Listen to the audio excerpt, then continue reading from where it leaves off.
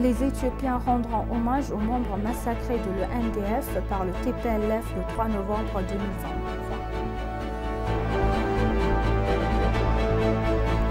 Le président de la Somalie appelle à l'aide internationale aux victimes blessées.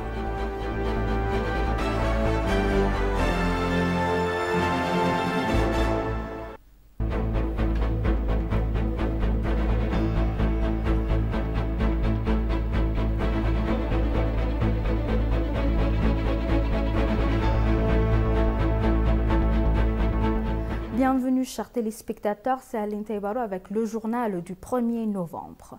Le service de communication du gouvernement fédéral de l'Éthiopie a annoncé que les Éthiopiens de tout le pays s'apprêtaient à rendre hommage aux membres du commandement nord de l'ENDF massacrés par le perfide TPLF le 3 novembre 2020 avec le thème « Nous n'oublierons jamais ce jour ».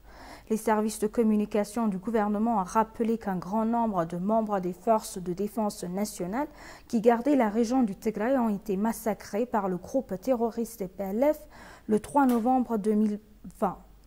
Cet acte barbare restera à jamais dans les mémoires comme un crime de trahison qui ne sera jamais oublié dans l'histoire de la nation.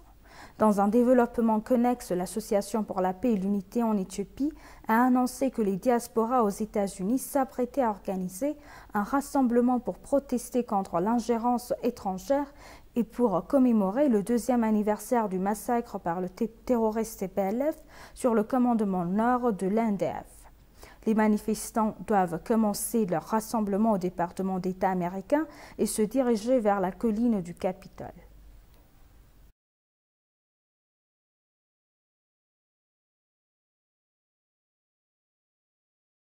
L'administration Biden et certains pays occidentaux ont poursuivi leur pression diplomatique pour tordre les mains du gouvernement éthiopien sous couvert de droits de l'homme et d'aide humanitaire.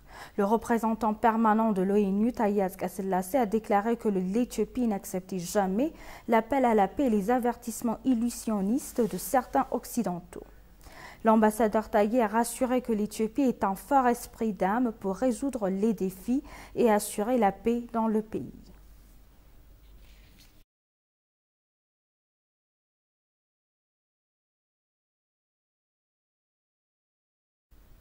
Adam Farah, vice-président du Parti de la Prospérité, a déclaré « Afin de résoudre les problèmes de l'Afrique, il est nécessaire d'utiliser dans une large mesure le potentiel de la jeunesse ».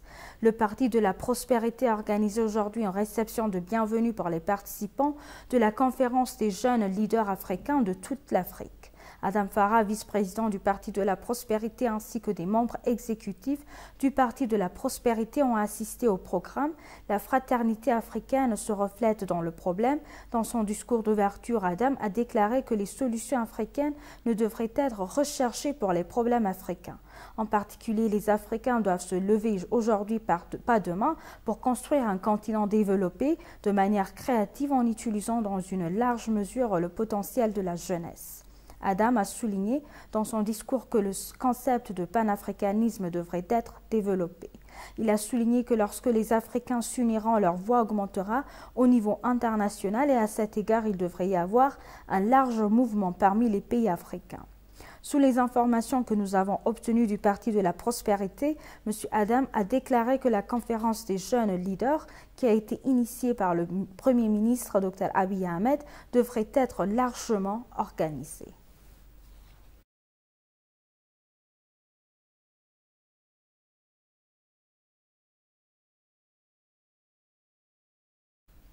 Hadra Ahmed, productrice et journaliste éthiopienne lauréate d'un prix Emmy, a déclaré à ETV que la journaliste du continent peut réfuter les faux récits sur l'Afrique. Cela peut être réalisé en gagnant la confiance de la communauté des journalistes, en signalant la mauvaise administration et en équilibrant le succès florissant, a-t-elle noté. Elle a également souligné que les journalistes à travers le continent africain devraient partager leurs connaissances et leur expérience au sein plutôt que dépendre uniquement de l'expertise des grands médias. Hadra a exprimé cela pour renforcer le panafricanisme et l'intégration régionale. Les journalistes de tout le continent doivent apprendre les uns des autres et sortir de leur zone de confort pour mieux vivre les valeurs culturelles des autres.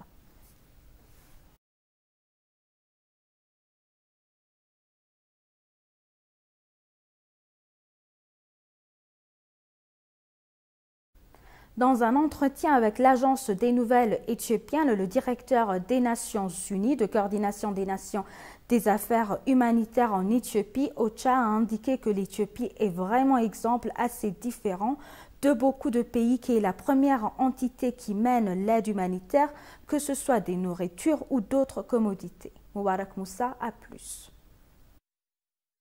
Le directeur de la coordination des affaires humanitaires de l'ONU a noté qu'il se concentre actuellement sur les réponses humanitaires dans le nord du pays, notamment dans les États d'Afar, d'Amara et de Tigray, mais aussi surtout dans l'est et le sud du pays, où l'impact de la sécheresse affecte beaucoup de gens qui n'a été jamais vu auparavant dans le pays. L'Éthiopie, c'est vraiment un exemple qui est assez différent de beaucoup d'autres pays. Il faut bien comprendre que le gouvernement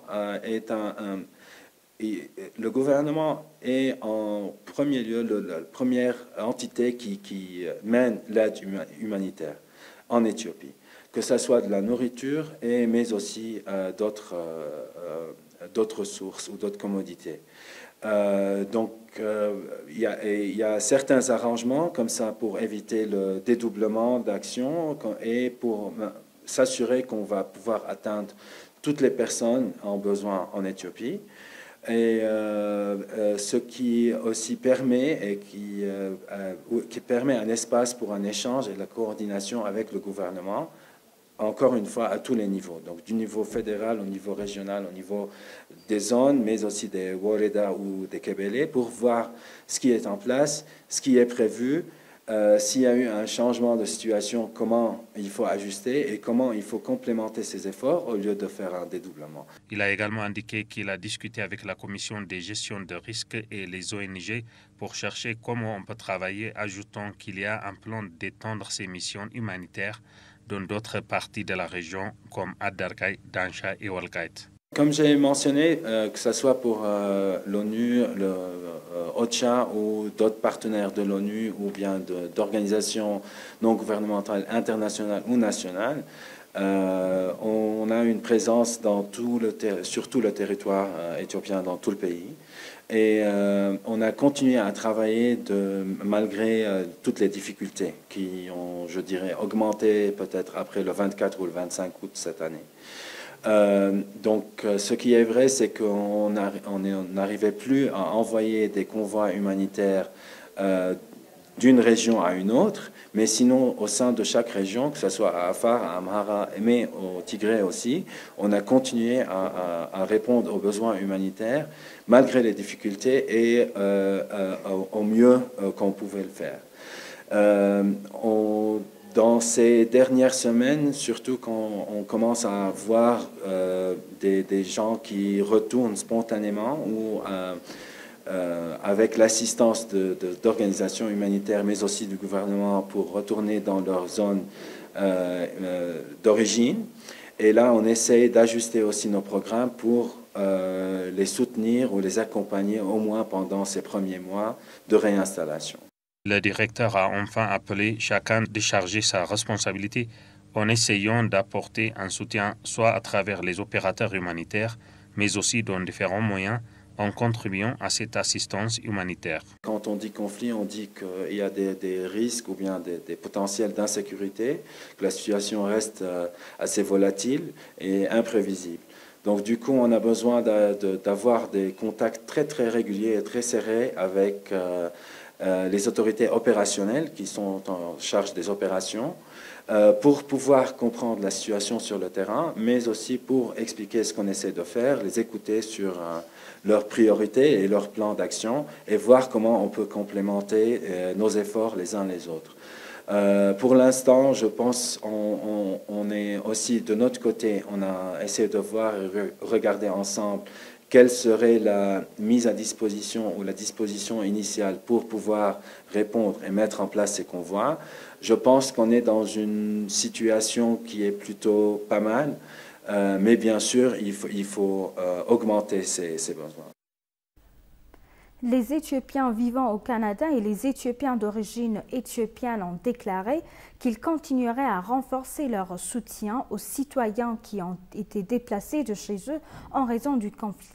L'ambassadeur de l'Éthiopie au Canada, M. Erga, a eu une discussion avec des membres de la communauté de la diaspora éthiopienne à Ottawa. L'ambassadeur a également appelé la diaspora à poursuivre son soutien global à l'Éthiopie.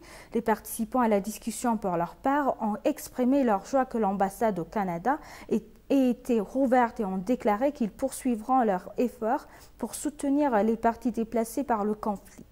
Ils ont promis de contribuer au développement économique et à la paix en envoyant de l'argent chez eux, uniquement légalement, et ont demandé aux autres de faire de même.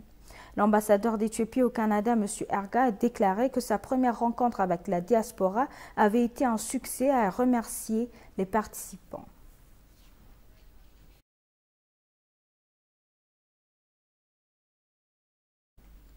Ethiopian Airlines a annoncé que le centre de service de frais de commerce électronique moderne qu'elle construit avec 50 millions de dollars commencera bientôt à fonctionner.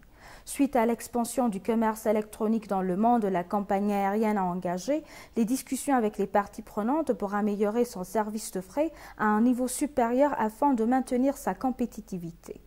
Selon Girma Wage, président du conseil d'administration du groupe aérien, la compagnie aérienne est la plus grande d'Afrique en termes de services de frais et suit un système moderne pour maintenir sa compétitivité dans le monde.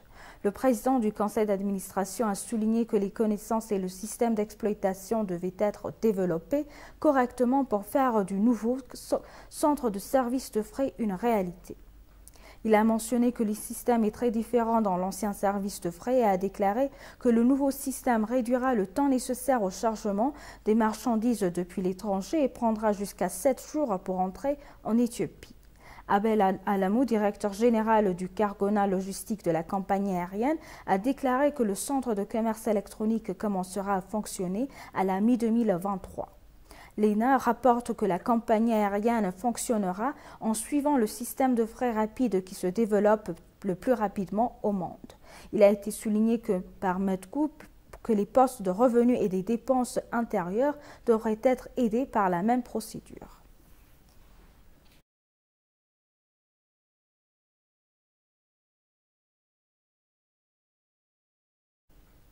Et pour conclure le journal, le président somalien a lancé un appel urgent à l'aide internationale pour les victimes blessées des attentats dévastateurs à la voiture piégée ce week-end qui ont coûté la vie à 100 personnes. Le gouvernement a lancé un appel aux dons de sang avec des dizaines de personnes rassemblées devant les hôpitaux de la capitale Mogadiscio à la recherche de nouvelles de membres de la famille. Samedi à Mogadiscio, 2 voitures bourrées d'explosifs ont explosé à quelques minutes d'intervalle après de l'intersection très fréquente de Zobé, service de coup de feu lors d'une attaque visant le ministère somalien de l'Éducation. Des bulldozers ont continué de nettoyer lundi le site de l'explosion dans la capitale Mogadiscio à la recherche de corps que l'on craignait piégés sous les décombres.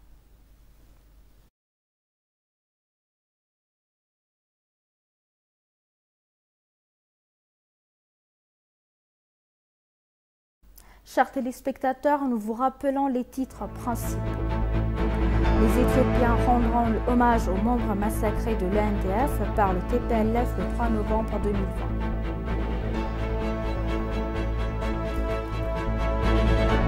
Le président de la Somalie appelle à l'aide internationale aux victimes blessées. Merci chers téléspectateurs, c'est la fin du journal. C'était Aline Kaibaro avec le journal. Restez avec nous avec le reste des programmes. Bonjour.